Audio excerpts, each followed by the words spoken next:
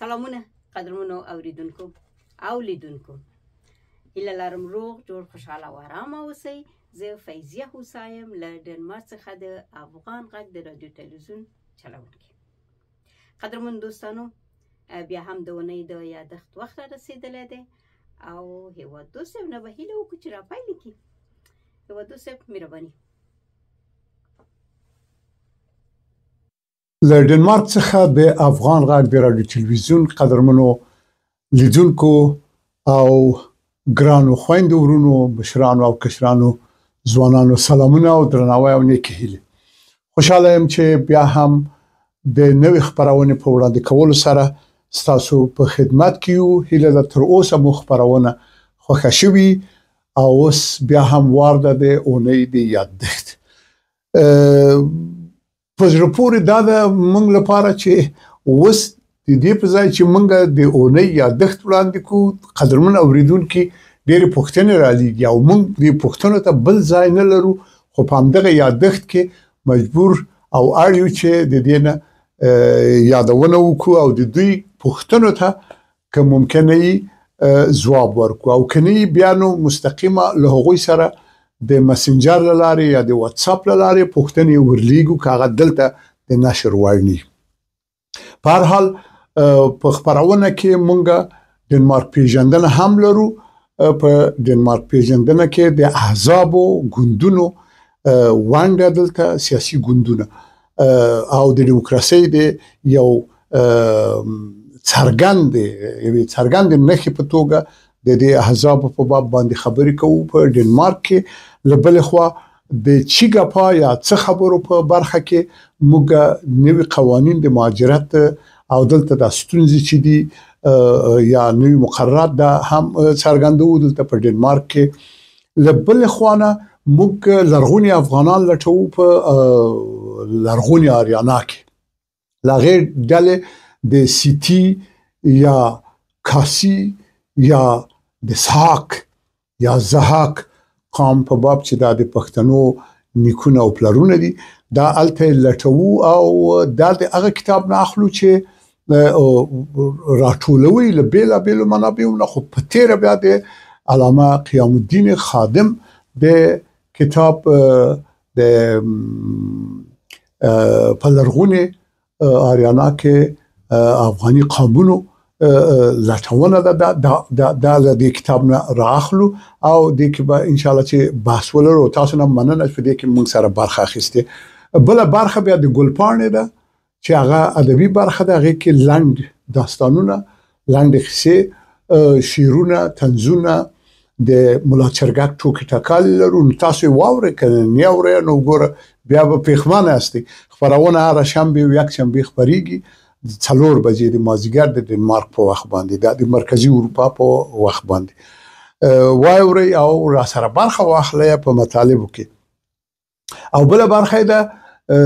د کابل نه خاطرات، هغه سفر چې ما او د خبرونه چلوونکي فیضیه جان هوسا کابل ته او افغانستان ته په مجموع کې درلود. دغه خاطرات وایو، هغه کې برخه د وطن او هغه ناوړه برخه چې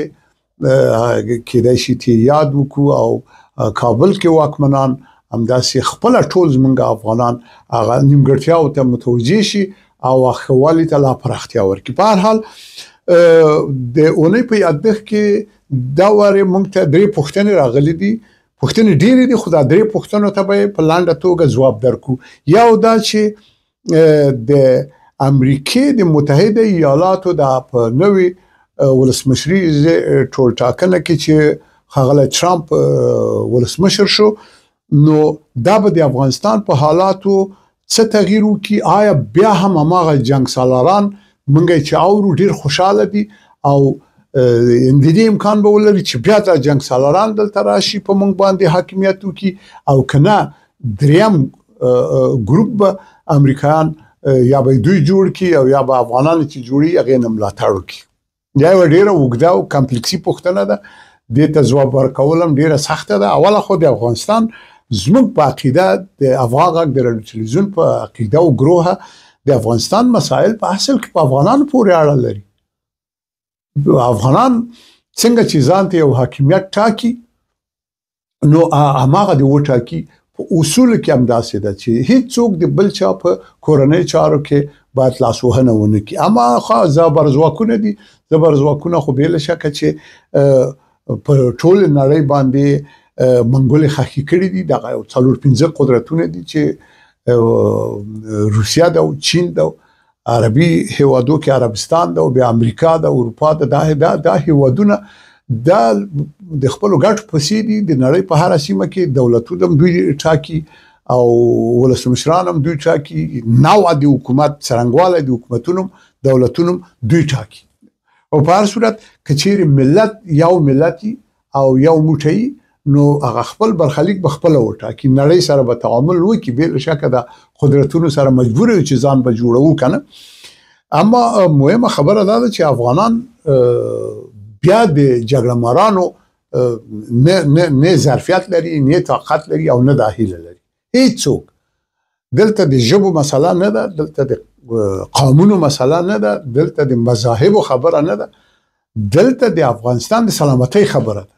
اوا کسان چې پرون دلته په حاکمیت کې هغوی خپل امتحان ورکړی، آزمودن خطاست.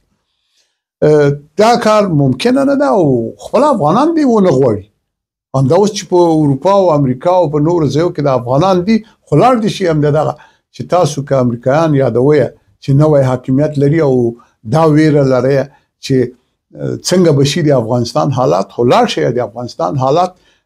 دغه خلکو سره مطرح کړي، دغه پارلمانونو کې په تیره بیا د امریکې له مقامات سره. د بلې خوا دننه په افغانستان کې څوک چې حاکمان دي دوی دې هم ځان جوړ کړي، دوی دې ځان جوړ کړي د خلکو سره. ګورې تر ټولو ډیره مهمه خبره دا ده چې هر حاکمیت باید قانوني، نو قانوني لارې دې اوسني حاکمان هم ذات ته پیدا کړي. بې له شکه هلته ډېر ښه کارونه شوي، موږ له نږدې لاړو ولیدل، هر څه ولیدل، په رښتیا هم هلته ډېر څه ښه دي، اما قانون نشته. دا ډیره مهمه ده چې زمونږ ملي ارزښتونه له پامه غورځول شوي. ملي جرګه، لویه جرګه، دغه لویه جرګه باید راوغوښتل شي. دا د قوم او لویې جرګې ټولې اکثرا داسې شوي دي چې د حکومتونو په فرمایش جوړې شوي دي، د دولتونو په فرمایش، اما خپل دغه یې راغوښتي دي طرفداران او پلویان. دغه لکه د منظور پښتین جرګه چې جوړه کړه لویه، دغسې جرګه د سم په یو میدان کې جوړه کړي، د خلکو قومونه د راش پرېږدي چې په میلیون خلک راشي. هلته نظر وغواړئ له خلکو نه او ووایي چې څه د افغانستان لپاره پکار دي، څه ډول حاکمیت غواړي. ډېر سخت کار ده، موږ ولا د دې پیشبیني نشو کولی چې دا کارونه دې وشي. په هر صورت هیله لرو چې جګړه او جګړه ماران بیا افغانستان ته رانشي. دا زمونږ عقیده ده او موږ هم کوم اغیز او تاثیر نه لرو، خو بس یو رسنۍ خپله خبره کوو. د چا خبره د یارانو په مجلس کې یو بل یار هم موږ یو چې خپله خبره کوو. نور دا چې افغانستان کې یا نړۍ کې څه کېږي دا ټول د زبرځواکونو په لاس کې دي. او بل موږ به خدای ته مراجعه وکړو، خدای ته به رجوع وکړو، خدای دې موږ او تاسو وساتي. هر څه د خدای په لاس کې دي. دویمه خبره دا ده چې په ډنمارک کې د مهاجرت اوسني حالات څنګه دي. موږ نشو کولای په دې باب زیاتې څرګندونې وکړو ځکه دا د وزارتونو کار ده، زموږ نه ده. په هر صورت اروپا هغه پخوانۍ اروپا نه ده. قدرمنو افغانانو که چیرې غواړئ چې ډنمارک ته او ټولې اروپا ته که تاسو راځئ نو اوله خو تر دې رسېدل ډېر سخته ده. ډېر کسان په نیمه لاره کې وژل شوي، مړه شوي، خبرونه تاسو اورئ. افغانستان پاکستان په سرحدي پولو کې، د افغانستان ایران په سرحدي پولو کې، بیا د افغانستان پاکستان او ایران په سرحدي پولو کې تباه شول ټول افغانان. هر څوک یې بېټوله وژني، هېڅوک هم نشته چې پوښتنه وکړي که نه. اوله خو دا یوه ستونزمنه خبره ده. بله ډیره مهمه خبره دا ده چې تاسو راځئ د پاکستان ته یا ایران ته یا ترکیې ته، دې هېوادو ته، هلته د ژوند شرایط څه ډول دي. خو ویې ګورئ، پوښتنه وکړئ، یوازې هغه کسان هلته ښه ژوند کولی شي چې افغانستان نه کې ډېرې پیسې وړي دي او دغه پیسې دوی په غیر قانوني توګه دلته او هلته یې په کار اچولي دي هغه کولای شي چې هلته دلته ښه ژوند وکړي هغوی پسې مو سره اخیستې ده همدغه حکومتونو دولتونو د زموږ ګاونډیانو او د نړۍ زبرځواکونو دا پیسې ترې اخلي ښه اروپا ته نو څنګه راځي بیا ډنمارک ته څنګه راځي خو ډېره مشکله ده خو که راځئ مهرباني موږ خو نه وایو چې به راځئ هر څوک چې راځي خو موږ هم راغلو یو وخت یې که نه تاسو هم راشئ خدای دې راولي تاسو خو یوه خبره دا ده چې په ډنمارک کې هغه شرایط نشته لکه چې پخوا وو اوله خو تر دې ځایه څوک نه رارسېږي بیا چې راورسېدلی خدای ناکارده دا دومره ستونزه تاسو ولیدل او بیا هم په کمپونو کې پاتې شئ کلونه په خدای قدرمنو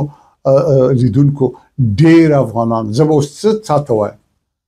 یعنې په دې ډنمارک کې لیونیان شول د مخدره موادو سره اخته شول په دې چې کمپونو کې پاتې دي قبلیږي نه کار نشته ورته ځکه اسناد نه لري په چې دلته خو قانوني ژوند ده هر څه په قانون دي کار کوي باید مالیه ورکړي او کارم باید یو رسمي مرجع ته درکړي شخصي کارونه دلته نشته هیڅوک نشي کولی د سړک په سر باندې کینی او آزاده یو کراچۍ راوباسي او هلته خرڅلاو کړي نه دا هیڅ ممکنه نه ده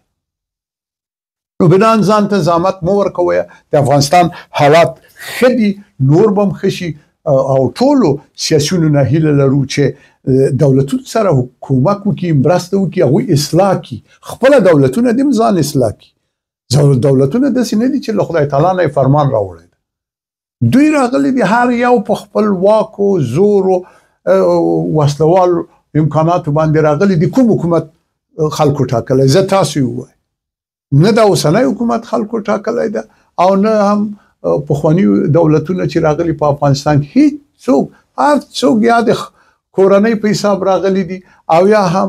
د کودتا او انقلابونو او پاڅونونو له لارې راغلي نتیجه یې هم نه ده ورکړې کوم یو د ملت سره همدغه اوس په افغانستان کې سرل دی چې ډېرې ښېګڼې روان دي سرل دی چې هلته ډېر داسې ښه امکانات دي چې په د 40-45 کالو کې نه ول اما خو بیا هم خلک نارامه دي بیا هم خلک ناراضه دي ولې دا ځوانان وځي له افغانستانه د کار شرایط باید ورته جوړ شي خو دولت باید ځان خپل قانوني کړي د خلکو نه رایه واخلي هیڅ یو کار ساده کولی شي چې هلته یوه لویه جرګه دایره کوي او د خلکو ته ووایي چې اجازه ده موږ حکومت وکړو که نه نو بنان ډنمارک کې قوانین هماغسې دي لکه د پخوا په شان چې سختي ده او کېدلی شي چې له موږ سره بیا تماس ونیسئ دلته په خپرونو کې موږ زیات معلومات تاسو ته نشو درکولی کولی شي چې په 0045 11 23 93 کې موږ سره تماس ونیسئ که چیرې موږ نوي معلومات چې شی درلودل انشاءالله چې تاسو نه یې نه درېږو بله پوښتنه راغلې ده چې د ډنمارک پاسپورت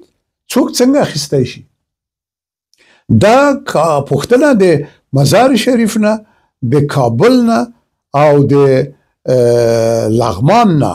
خو یو شمېر نور ځایونه خو دغه درې ولایتونه ما یاد کړله د کابل او د نورو هیوادونو هم راغلې ده لکه پاکستان او ایران او دې ځایونه د ډنمارک پاسپورت خو داسې نه ده چې کډوال راشي او بس یو کال نیم کال وروسته ورته پاسپورت ورکړي د ډنمارکي پاسپورت یا ډنمارکي تابعیت چې اخلي کنه نو د دې لپاره خو لا اقل تا باید اوله یو دایمي ویزا اخیستې وي دایمي ویزا یا پرمننت ویزا چې ده دا باید تا اخیستې چې د دایمي ژوند ولرې دلته یعنې ټاکلې نه وي دا قید شوې نه وي ویزا او دایمي ویزا او د دې ویزې نه څه د پاسه 2.5 کاله تیر شوي بل دا ده چې تا ژبه د زده ډنمارکي ډیپلومونه ولرې د دغه ښوونځیو پوهنځیو هر چېرې چې تا درس ویلی په دغه موده کې په ډنمارک کې دا کم تر کمه 8 کاله 7 کاله 8 کاله تر 9 کاله غواړي چې ته ډنمارک ته راشي قبول شي بیا دا ژبه زده کړو نور ښوونځي او پوهنځي ولولي او یا کار ته لاړ شي که نه دغه ټول ډیپلومونه او اسناد په رسمي او قانوني توګه ولري دا ټول تقریبا 9 کاله نیسي خو 9 کاله نه لږ راکم کړه څوک ډېر هوښیار او ډېر زر ځان رسولی شي که چیرې دغه شرایط تاسو پوره کړي جرم ونه لرئ کریمینال ونه لرئ د پولیس ماموریت چې تللی چې جریمه شوی دا موټر دې جریمه شوی نه اخلي خو بس دغسې ده نو څنګه کوي د دې دپاره داسې نه ده چې د ډنمارک تابعیت اخیستل بند شوي دي سخته شوي دي هغه کسان ته چې دلته دایمي ویزه هم لري سخته شوې ده په هر حال هر کال یې اخلي افغانان هم اخلي نور د نړۍ بېلابېلو هېوادونه چې څوک راغلي دي دغه شرایط باید تاسو ولرئ له بل خوانه یو خبره ډېره مهمه ده چې په کډوالو کې بیا په تېره بیا په افغانانو کې کورنۍ ستونزې دوی لري ښځه او میړه یو بل وهي یو بل تړي یو بل ته بدې خبرې کوي طلاقونه دي او یو بل نه بېلېدل دي د افغانان له بده مرغه په دغه برخه کې یعنی جوړ نه دي بچیان وهي بچیانو سره بد برخورد کوي خدا خو ځینو دې جامعه کې د دوه ډوله خشونت یا تاوتریخوالی دی یو دا ده چې څوک وهي یو دا ده چې هره ورځ ورته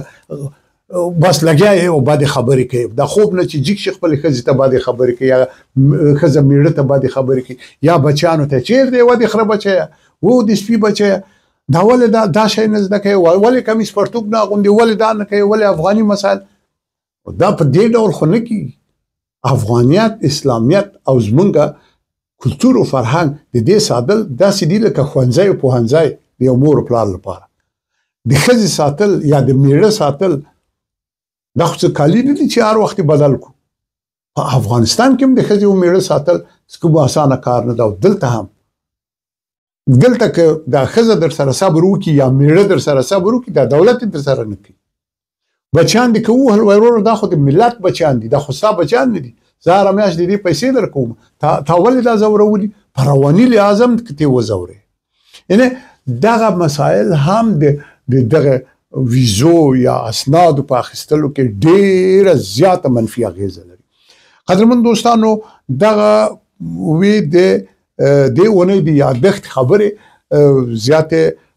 پوښتنې موږ دلته لرو خو موږ دې ته وخت نه لرو انشاءالله چې په راتلونکو خپرونو کې به هم له تاسو سره په دې باب زیاتې خبرې ولرو کور مو ودان ژوندي اوسئ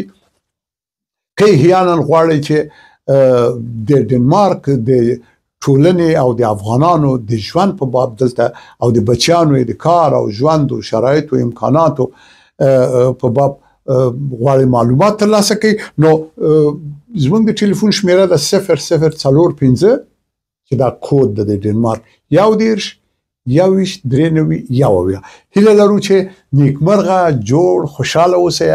هوا نو سړیږي دلته په ډنمارک او اروپا او په افغانستان کې هم هوا سړیږي نو هیله لرو چې ګرم ګرم کالي به اغوندئ ګرمې دوستیګانې به کوئ یو بل ته به جارېږئ تعامل به کوو خلک په دنیا کې کوي موږ تاسو کورنۍ کې تعامل نه کوو بس تعامل به کوو یو بل ته به تیریږو یا به زه ملامت یم یا به د مقابل لوری زما په کور خپلوانو دوستانو کې ملامت وي زه خو همدا اوس له ټولو نه معذرت غواړم او تاسو هم دا جرأت باید اخلاقي پیدا کړو چې په کورنۍ کې معذرت وغواړو بخښنه وغواړو باندې ډول ژوند خوند کوي که څوک ما نه خفه د زړه له کومې زه معذرت غواړم که ما نه کومه بده خبره یا بد حرکت او عمل شوی د زړه له کومې معذرت غواړم بخښنه غواړم او هیله لرو چې ټول نیکمرغه جوړ اوسئ خو چې هیواد دوست پاتې شو